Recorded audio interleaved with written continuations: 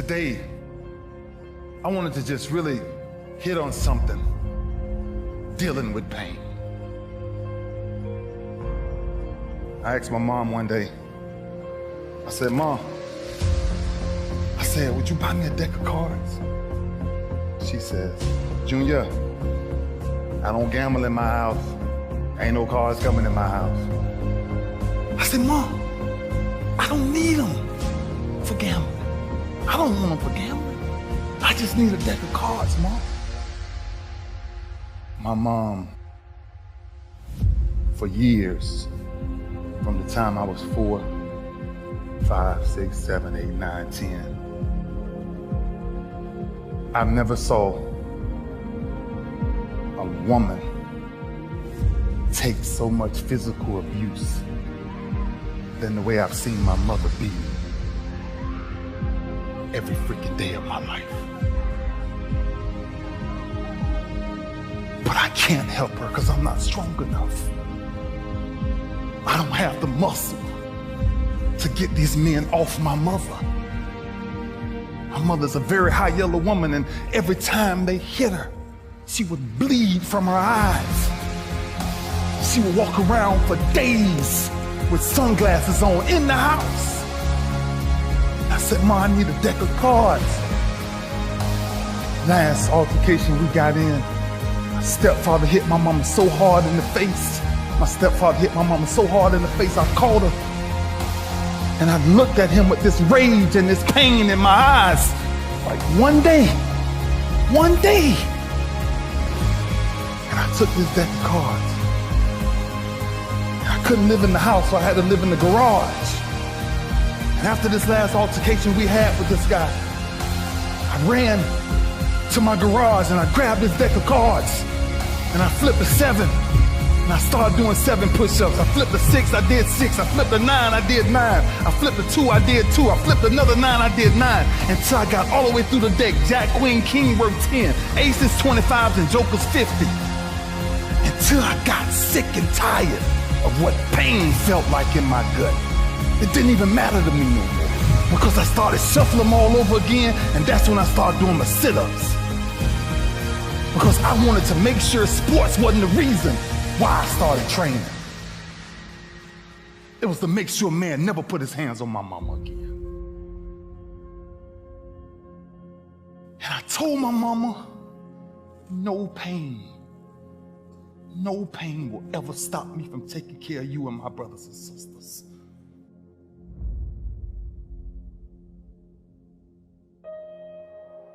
That's why I started doing what I started doing. Sports was a byproduct of what people started to see. It was the behind the scenes that was driving me crazy. There's 2 sides of pain that I don't think a lot of people really understand. There's one side of pain that's the suffering and the discomfort side of pain. But then there's another side of pain that's called effort. It's called glory. It's called, if you can find a way to push through pain, there's something greater on the other side of it. And if you never tap into it, it's because the first time you felt that you backed off. The first time you felt, that burn. The first time you felt that it's too much. And we rationalize with ourselves to where we automatically stop. That's why a bunch of us give up so much in life so quickly. That's why kids have a problem finishing things in today's time. Because as soon as they feel a small bit of discomfort, of things ain't right, they're gone. I can't do it no more. But suppose I told you the greatest pain of my life is the reason I'm standing here today. I dare you to take a little pain. Go through it. You're not gonna die because you're feeling a little pain. You ain't gonna die. At the end of pain is success. Pain is temporary. It may last for a minute, or an hour, or a day, or even a year. But eventually, it will subside. and something else will take its place. If I quit, however, it will last forever.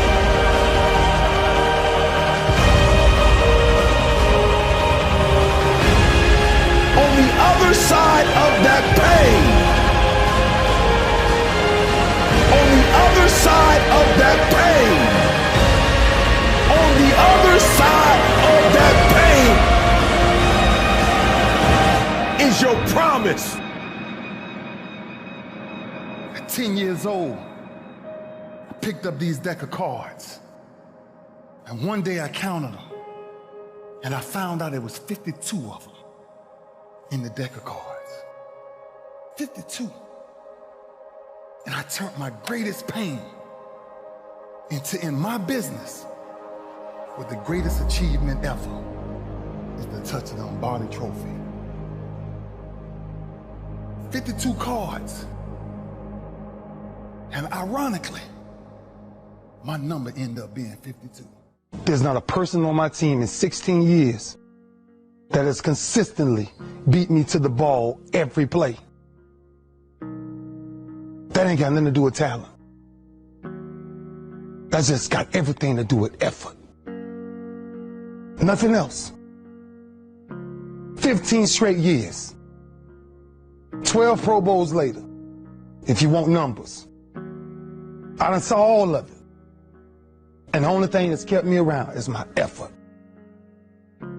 So when you put on this, all I ever knew, because I wasn't a number one recruit, I wasn't a number one linebacker, I wasn't even in the media guy.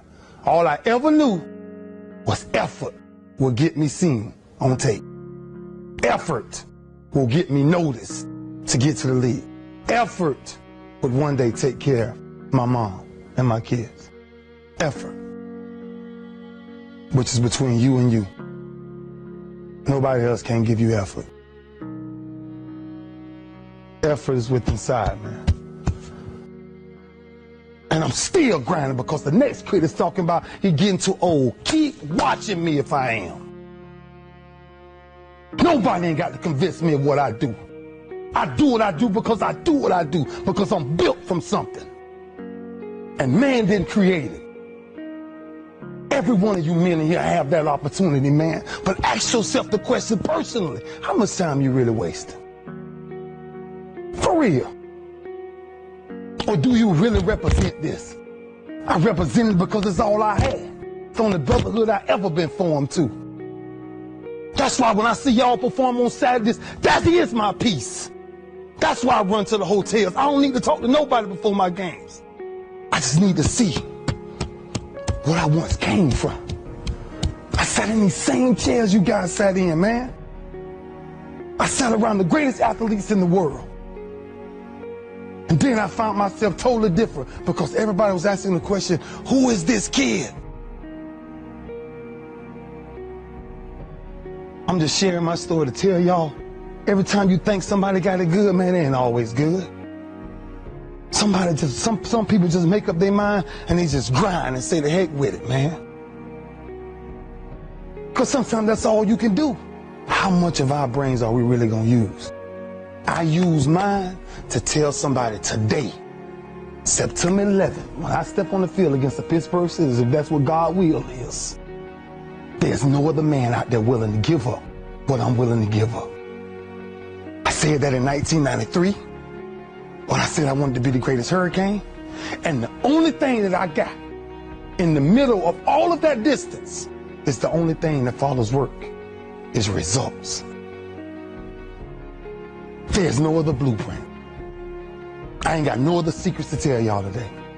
I ain't come here for nothing else but to tell you, if you want to do something, work at it.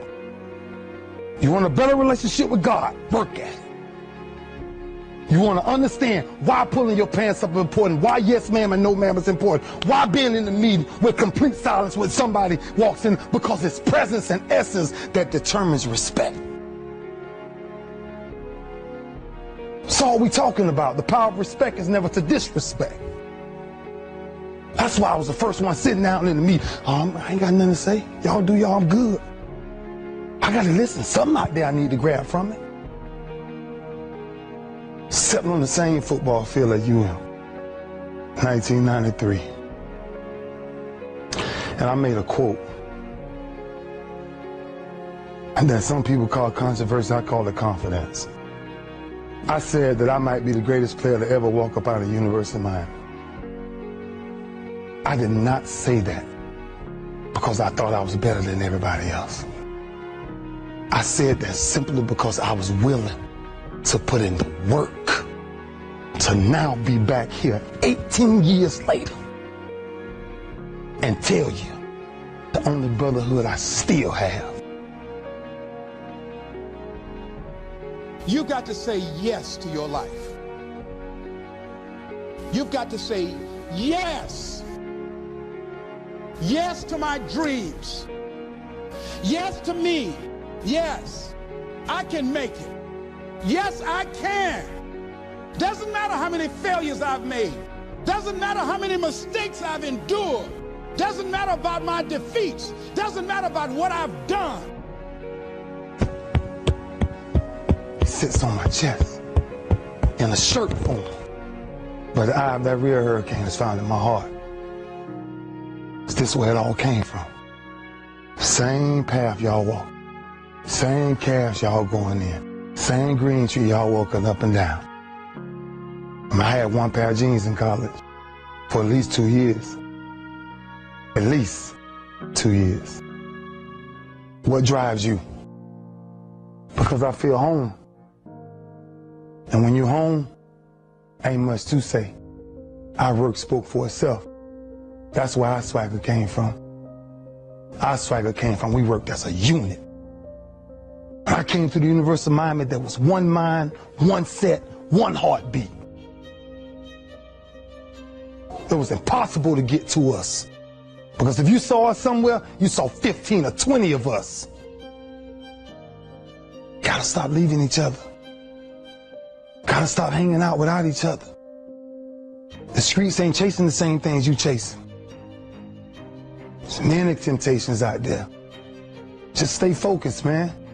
As a team, though. As a team. That's all I knew when I was here. That's what kind of kept me focused. That I finally ran into a team. And you guys have that same thing. Because this you will never die. It'll never die. So it's up to you to carry that. It's up to you to carry that. And every Sunday, every Saturday, everything is talked about. I gotta commit my very being to this thing. I gotta breathe it, I gotta eat it, I gotta sleep it. And until you get there, you'll never be successful in life. But once you get there, I guarantee you, the world is yours. You won yesterday? Know what you carry. When you carry this you on your chest. Know what you carry, man. You carry a legacy of greatness. And greatness is a lot of small things done well. Day after day, workout after workout, obedience after obedience, day after day.